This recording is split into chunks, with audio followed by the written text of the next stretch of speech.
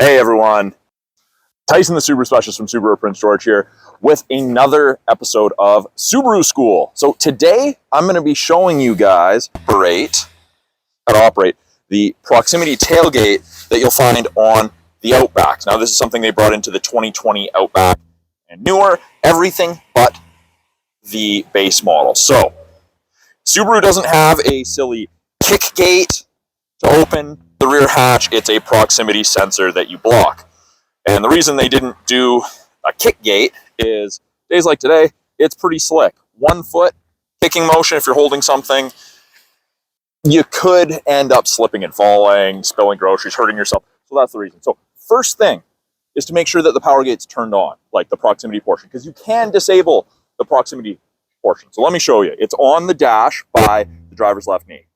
So inside, all of the Outbacks to the power lift gate have the buttons down here. We've got the ability to open the rear hatch. We've got our scroll wheel for the brightness of the gauges. We have our proximity sensor. So you can turn it off. Right now, it's off because it's pushed in. If you can see the little white line, it's active. If you can't see it, it's deactivated. So first thing is to make sure that it's active. Next portion is to make sure you have your key on you, because it only works if you have your key physically on your person. And what you do to open it, key is on person, it's in my pocket. All I do is, let me zoom out here, I block the logo about 2.5, 3 inches away. It beeps and it pops open. Now I don't know if the mic picked that up, but there was a small audible chime. Now, if I continue to hold my arm or hand or box of groceries, whatever it is, and I continue to hold it, it doesn't open.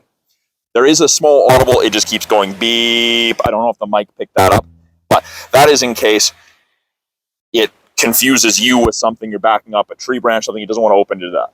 But essentially, I'll show you distance, right there, and you back up as soon as it beeps.